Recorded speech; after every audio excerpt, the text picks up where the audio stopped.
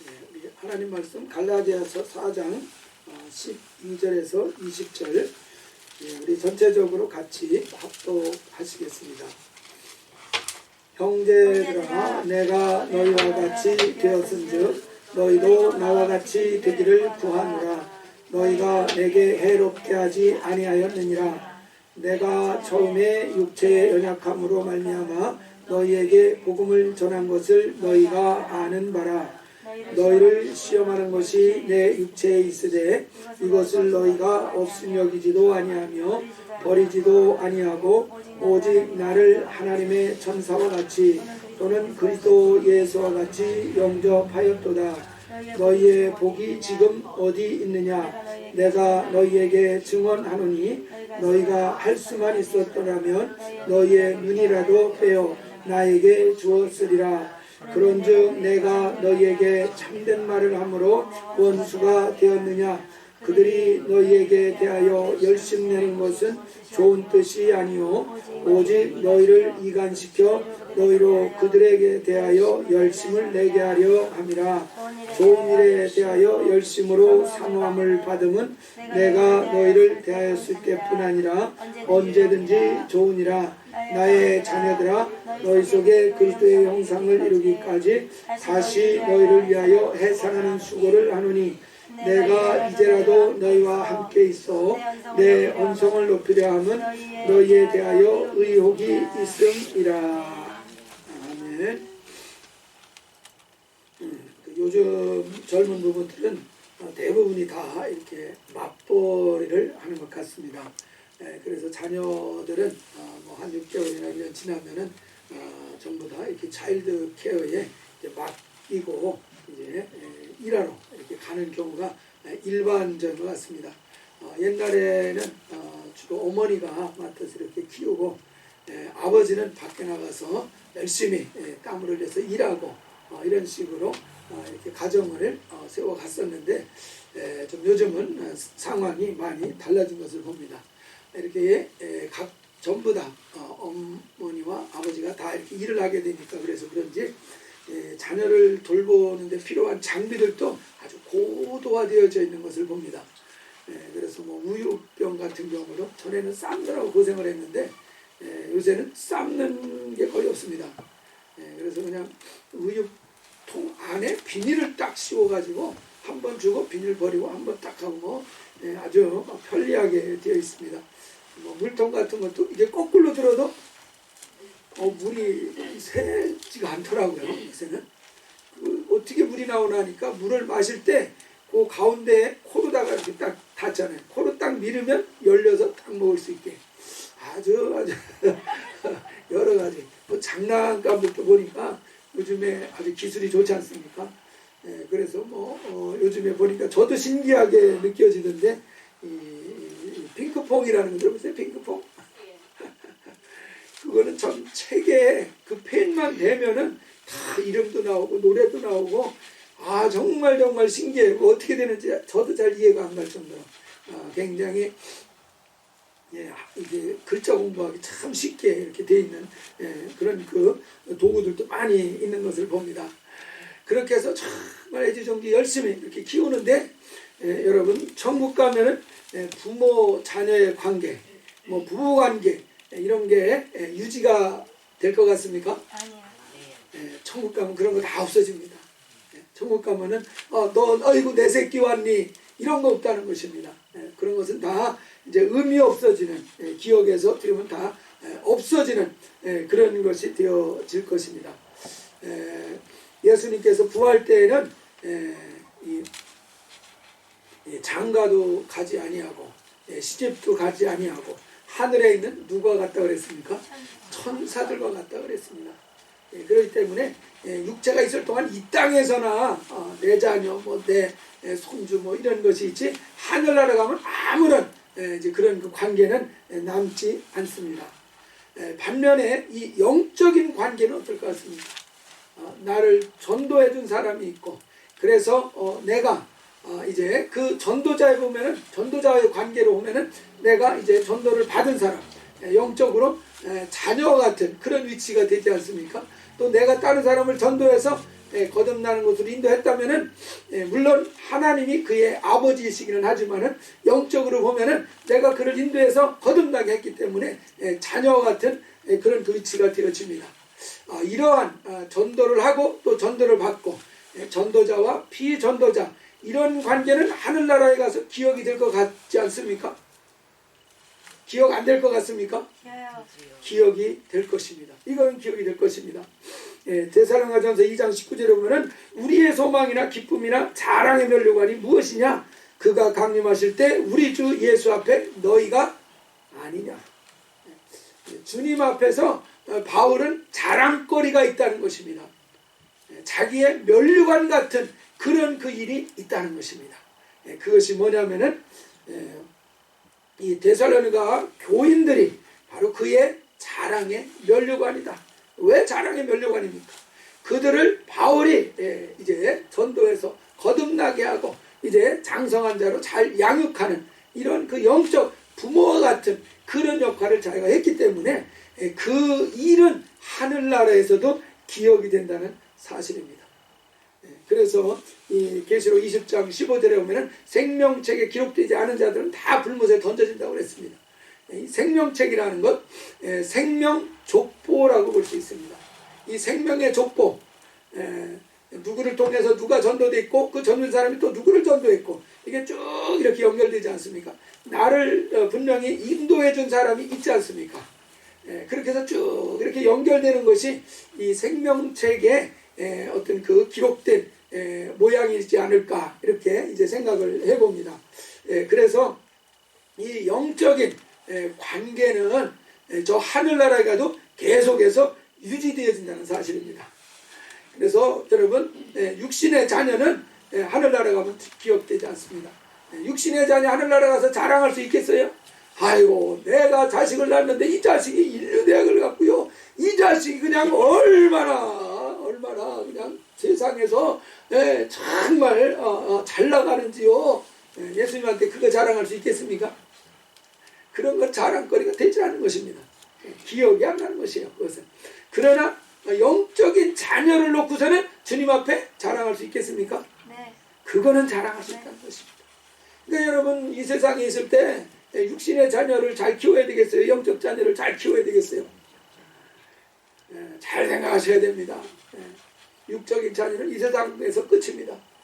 그러나 영적으로 내가 자녀를 낳았다면 그 영적 자녀는 이 땅에서도 자랑거리입니다. 이 땅에서도 정말 기쁨이 되어집니다. 근데 저 하늘에 가서도 여전히 기쁨이 되어지는 대상이 된다는 사실입니다.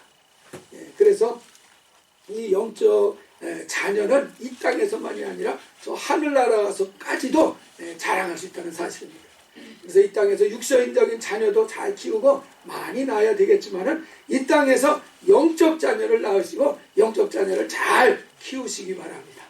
그러면은 이것은 영원한 우리의 자랑거리가 될 것입니다. 우리가 이 영적인 자녀를 양육하는 것, 육적인 자녀를 양육하는 것, 어떻게 보면 그 원리가 크게 다르지는 않은 것 같습니다. 근데 둘 다 쉬운 일은 아닙니다. 쉬운 일은 아니에요. 어떤 일이 더 어려울 것 같습니까?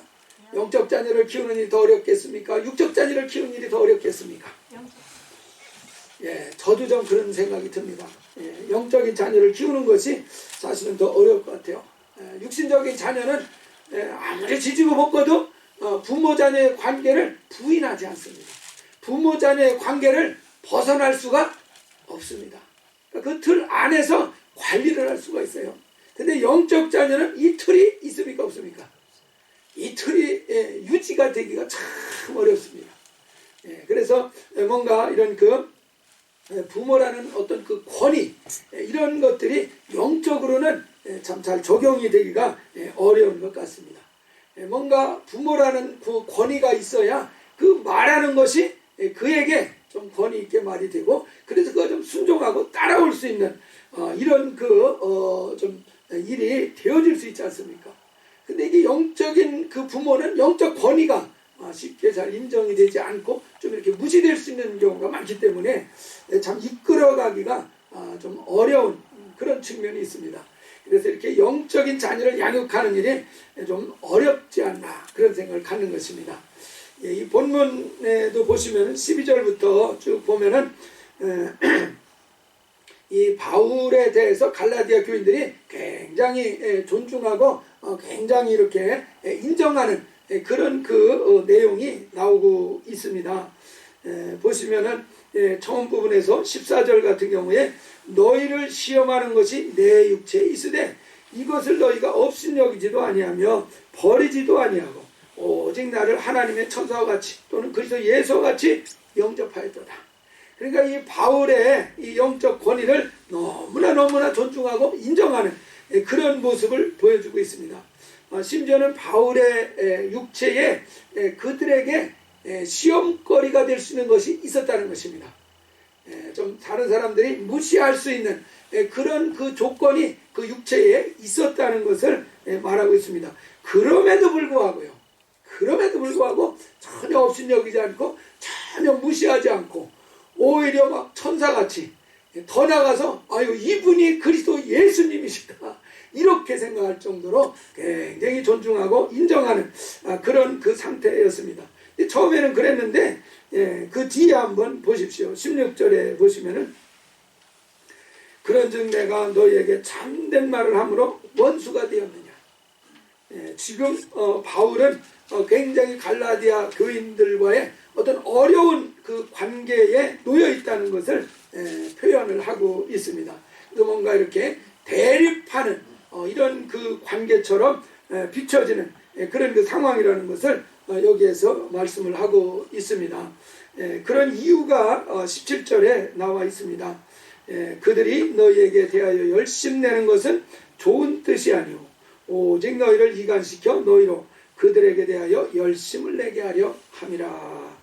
바로 이 거짓 교사들을 말하고 있습니다. 17절에서 그들이라는 것은 이 앞부분에서 거짓 교사가 나오죠. 복음을 믿는 것만이 아니라 이제는 율법을 따라서 할례도 받아야지 되고 안식일도 잘 지키는 이런 일을 해야지 너희들이 구원을 받는 것이다. 그냥 바울이 얘기하는 것처럼 무조건 믿는다고만 해서 다 되는 것이 아니다 하는 식으로 율법주의적인 이런 신앙을 가지고 있는 사람들이 이런 교사들이 와서 이 갈라디아에서 바울이 가르친 것과는 다른 내용을 이렇게 증거한 것입니다. 그래서 이런 거짓 교사들이 이제 와가지고 이런 가르침을 이렇게 하고 그래서 이것을 배우다 보니까 그것이 바울과의 관계를 이간시키는 이런 그 문제가 발생을 했다는 것입니다. 그들이 물론 와서 열심히 일을 한 것은 틀림이 없습니다. 그런데 이 거짓 교사들이 와서 이 갈라디아 교인들을 막 가르치고 나버리니까 바울과 갈라디아 교인 사이가 멀어져 버린 것이죠. 서로 우리가 어떻게 보면 대립하는 이런 상태가 되어버리게 만드는 것입니다. 여기서 이제 이간이라는 단어가 나오는데 이 조금 헬라어로 보면 어렵습니다. 에크클레이사이 이런 그 단어인데 이것은 배제한다. 그리고 소외시킨다. 차단한다. 그래서 이제 영어 성경으로는 shut out이라는 그런 그 표현을 쓰고 있습니다. 그래서 갈라디아 교인들로부터 바울을 제외시켜버리는, 소외시켜버리는 이런 그 현상이 나타났다는 것입니다. 그래서 바울이 뭔가 나쁜 사람같이 비춰지는 이런 상황이 돼버린 것입니다. 안타까운 그런 그 일이죠. 이렇게 바울과는 관계가 이간돼서 멀어지고 바울이 그들의 신앙생활에서 배제가 돼버리고 나서 그 다음에 그 자리를 누가 차지한 것입니까? 거짓 교사들이 그 자리에 들어간 것입니다. 그래서 거짓 교사들과는 긴밀해지고 바울과는 아주 멀어지는 이런 그 상황이 벌어졌다는 것입니다. 그래서 이제 18절 말씀에도 보면은 좋은 일에 대해서 열심으로 사모함을 받으면 내가 너희를 대할 때뿐 아니라 언제든지 좋은 것이다. 이 말씀이 쉽게 이해가 되지 않을 것입니다. 조금 어려운 그런 그 표현으로 되어 있는데, 그래서 제가 다른 번역으로 한번 찾아봤어요. 한국말 성경을 원래 영어 성경, 한문 성경을 바탕으로 해서 번역을 한 것이 개역 성경입니다. 근데 이제 한국에 많은 이제 성경 전문가들이 생기고 또 헬라어나 히브리어를 잘 배운 사람들이 많이 생겼기 때문에 히브리어 헬라어에서 바로 한국말로 번역한 성경이 나왔는데, 그게 새번역 성경입니다. 그 새번역 성경에서는 어떻게 나와 있냐면, 그런데 그들이 좋은 뜻으로 여러분에게 열심을 낸다면은 그것은 내가 여러분과 함께 있을 때뿐만이 아니라 언제든지 그것은 좋은 일입니다. 그러니까 그 거짓 교사들이 좋은 뜻으로 선을 이루기 위해서 그들이 열심을 내는 일이라면 언제든지 좋다는 것입니다. 언제든지 그런 일은 환영한다는 것입니다. 바울이 같이 있을 때에도 그런 교사들이 와서 열심히 선을 이루는 일을 해준다면 그건 좋은 일이고, 바울이 없을 때 그런 그 교사들이 가서 그들에게 신앙을 온전케 만들어주는 일을 해준다면 얼마든지 환영할 만한 그런 일이다. 이제 그런 뜻으로 이야기를 한 것입니다. 옛날에 저희도 이제 소가 없다가 한 마리가 있었는데 형님 학자금을 하느라고 소를 팔았습니다. 옛날에 나 그랬잖아요.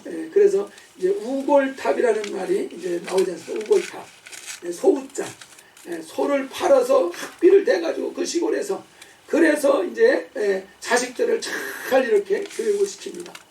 그런데 가서 대학 교육을 받고 정말 대학원 교육을 받고 박사가 되고, 그래서 이제 유식해지더니 시골로 내려와가지고 부모를 보니까 너무 아는 것도 없고 너무 그냥 사는 것이 초라해 보이고, 그러니까 그 자식이 와가지고 그 부모를 확 천대하고 무시하고 이게 뭐냐고 이렇게 멸시한다고 그러면 그 자식이 공부를 잘한 거예요, 공부를 못한 거예요? 공부를 못한 거지. 완전 싸가지죠. 완전 싸가지. 싸가지가 없는 것이죠. 오히려 더 잘 배웠으면은 어머니 아버지 그렇게 여러분 농사에서 소가 얼마나 큰 역할을 하는지 알겠습니까? 그 소파를 쓰면은 그 논밭 일구는 것을 무슨 힘으로 했겠습니까?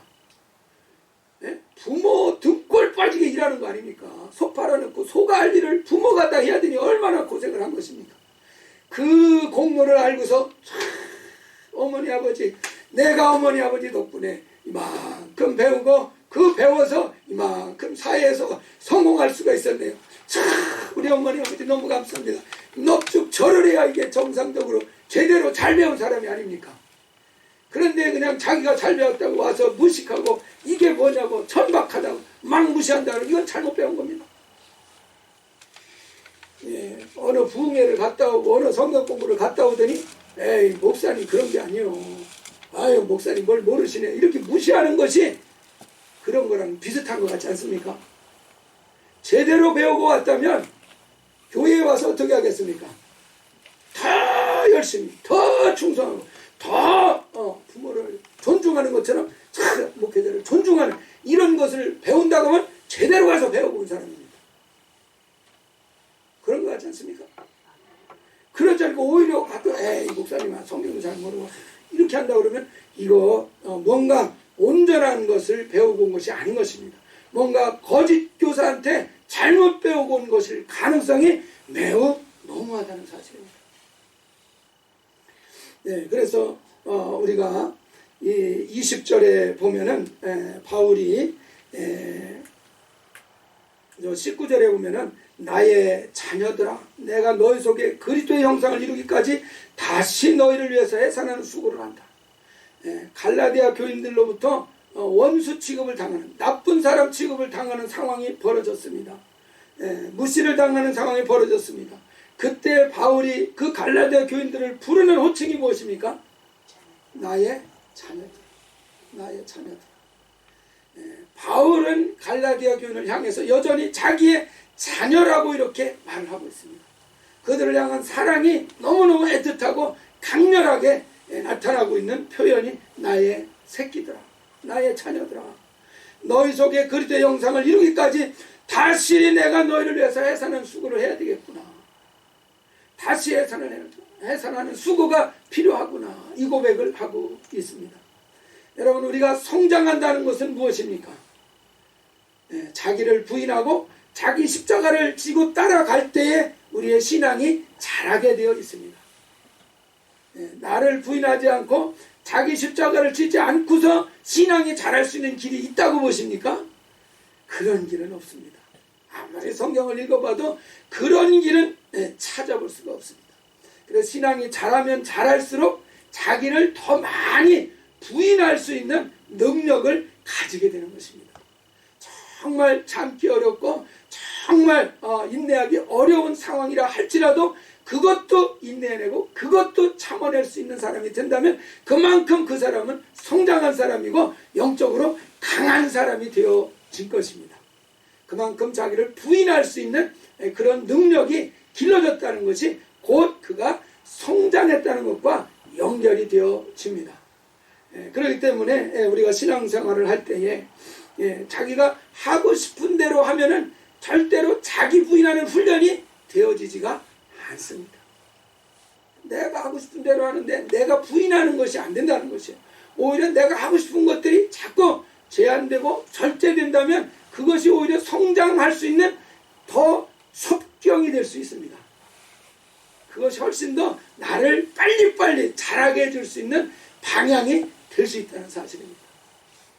그래서 내가 어떻게 하면 성장할 수 있는가? 그것은 오히려 내가 하고 싶은 대로 하지 않는 것을 통해서 나를 치고 나를 부인하는 것을 통해서 주님의 그 길을 알 수가 있는 것입니다. 주님께서 십자가 지는 길을 즐거이 기쁘게 가신 것만은 아니지 않습니까? 겟세마네 동산에서 아주 땀방울이 핏방울이 되도록 몸부림치면서 할 수만 있으면 이 잔을 내게서 옮겨주시옵소서. 그 말은 그 길을 피하기를 원한다는 의미가 들어있지 않습니까? 그러나 내 뜻대로 하지 마옵소서. 하나님 아버지의 뜻대로 하옵소서. 그래서 자기를 꺾고 하나님 아버지의 뜻을 따르기 위해서 그냥 의지로 되지 않으니까 하나님 앞에 힘써서 기도한 것입니다.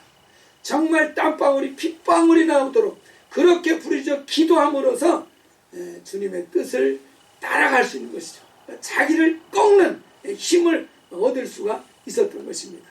바로 그럴 때 주님의 뜻을 이룰 수 있고 그럴 때 하나님의 영광 가운데 우리가 나아가고 장성한 그리스도의 사람으로 이제 자라가는 것이 가능해진다는 사실입니다.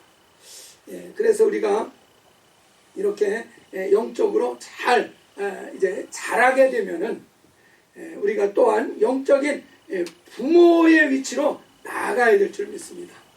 우리가 신앙생활을 하면서 우리가 이제 잘하는 것만이 아니라 이제는 내가 영적인 이 부모의 역할을 해봐야 되겠다. 바로 영적으로 낳은 자녀들은 이 땅에서도 자랑거리입니다. 저도 한국에 가면은 저를 그냥 만나고 싶어하는 사람들이 있어요. 누가 나를 그렇게 찾겠습니까? 뭐 사촌들은 뭐 찾아오지도 않고 내가 왔는지 가는지도 뭐 신경도 없어요.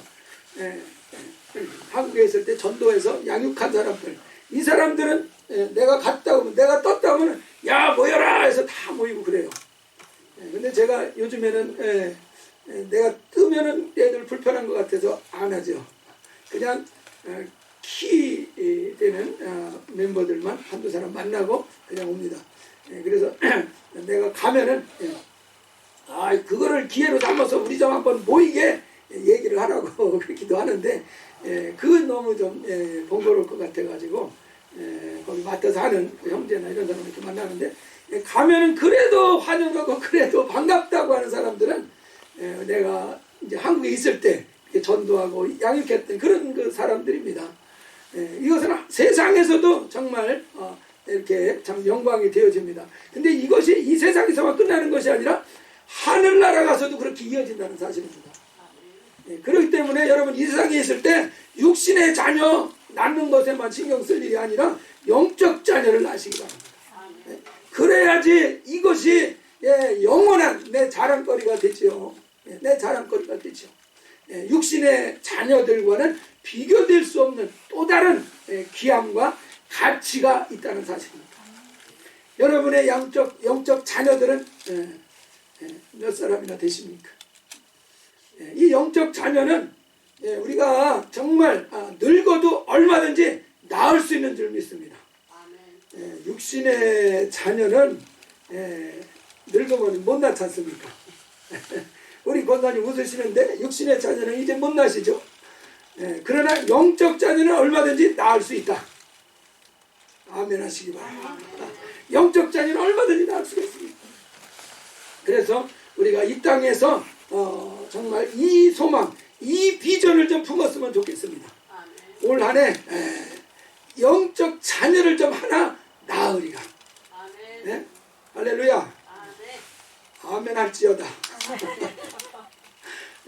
육적 자녀를 낳는 것은 안 되니까 그거는 뭐 이제 불가능한 일이고, 영적인 자녀는 낳을 수 있지 않습니까? 그동안에 갈고 닦은 이 영적인 실력을 좀 발휘를 한번 해보시기 바랍니다. 영적 자녀를 잘 길러놓고 나가면은, 이 세상 떠나면은 그 영적 자녀가 나를 기억해 줄 뿐만 아니라 저 하늘나라에서도 그 영적 자녀는 나를 영원히 기억해 줄 것입니다. 그러니 육적 자녀가 나를 기억하는 것보다 영적 자녀가 나를 기억하는 것이 훨씬 더 크고 영원하다는 사실을 기억하시기 바랍니다. 그래서 올 한 해 하나씩 좀 나시기 바랍니다. 할렐루야. 영적 자녀를 낳으시기 바랍니다. 마태복음 1장에 보면 예수 그리스도의 계보가 나옵니다. 그 계보는 특징이 뭐 장자로만 꼭 이어져 간 것 같지 않고 유대인의 혈통으로만 이렇게 되어진 것 같지도 않습니다. 그래서 혈통적인 족보라기보다는 이 영적인 족보, 믿음의 족보라는 것을 알 수 있습니다. 이제 예수님 탄생 이후에는 구원받은 자들의 족보가 이제 12 사도들을 비롯해서 쭉 이제 족보가 기록되어져 가고 있습니다. 이렇게 영적인 자녀들을 기록하는 족보가 기록이 되다가 나의 대까지 왔습니다. 이것이 몇 대인지는 모르지만은 내 대에서 이 족보가 끊어지지 않게 하시기를 바랍니다. 내 대에서 내 후대가 나로 말미암아 또 족보가 이어지고 그 족보가 또 이어지고, 그래서 영적인 자녀가 번창할 수 있기를 주의 이름으로 축원합니다. 우리가 육적인 자녀도 번창하는 것이 그것이 축복이라고 믿지 않습니까? 그런 것 못지않게 영적인 자녀가 번창한 것이라면 이거야말로 진짜 축복이라는 사실입니다. 이렇게 영적 자녀를 많이 낳아서 기르는 일, 이것이 그 나라와 그 의를 구하는 일인 줄 믿습니다. 이렇게 그 나라와 그 의를 구하는 자들에게는 하나님이 어떻게 하신다고 그랬습니까? 모든 것을 다 해주시리라. 그래서 영적인 자녀들을 잘 키우면은 내 삶도 모든 것에 있어서 넘치는 역사가 나타날 줄 믿으시기 바랍니다. 바로 이런 말씀을 붙들고 살아야지 우리가 이 땅에서의 삶도 이기고 승리하는 것이 가능한 것입니다. 사람들이 육의 양식만 가지고 살라고 하니까 힘든 것입니다. 예수님께서 마태복음 4장 4절에서 돌로 떡덩이 만들어서 먹으라 그러니까 주님이 하신 말씀이 무엇입니까? 사람이 떡으로만 살 것이 아니다. 하나님의 입으로 나오는 모든 말씀으로 살 것입니다. 근데 떡으로만 살라고 하니까 인생이 피곤하고 힘든 것입니다. 수고하고 애쓰는데도 뭔가 결과물이 흡족하게 충분하게 안 나오는 경우가 생기는 것입니다. 떡으로만 살 수 없기 때문에 그렇다는 사실이에요. 그래서 영적인 하나님의 말씀을 붙들고 하나님의 약속을 붙들고 그 약속을 의지해서 우리가 순종해서 나아갈 때에 바로 하나님 나라와 그 의를 이제 잘 구하는 이러한 그 삶이 이루어지게 되고, 그래서 이렇게 영적으로 우리가 말씀을 붙들고 나아갈 때, 이 말씀과 함께 나아갈 때 우리가 이 땅에서도 이기고 승리하는 형통하는 이런 귀한 축복이 일어날 것입니다. 그래서 우리가 육신의 자녀도 이제 정말 번창할 것이 필요하겠지만 그보다 더 영적인 자녀가 있는가 살피시고 내 영적인 정말 자녀들이 번창하게 되는 이런 비전을 품으시고 정말 하나씩 영적 자녀들을 생산해서 정말 영적으로 아주 풍성한 이런 그 가문을 이루어가는 여러분의 삶이 되시기를 주의 이름으로 축원합니다. 기도하시겠습니다. 우리 우리 이 시간 기도하실 때에 우리 육신의 자손이 번창하는 것, 또한 영적인 자손이 얼마나 번창하는가 돌아보시고 이제 영적인 자녀가 번창하는 이런 영적 가문을 번창시키는 이런 삶이 이루어지게 주시옵소서. 다 같이 동성으로 기도하시겠습니다.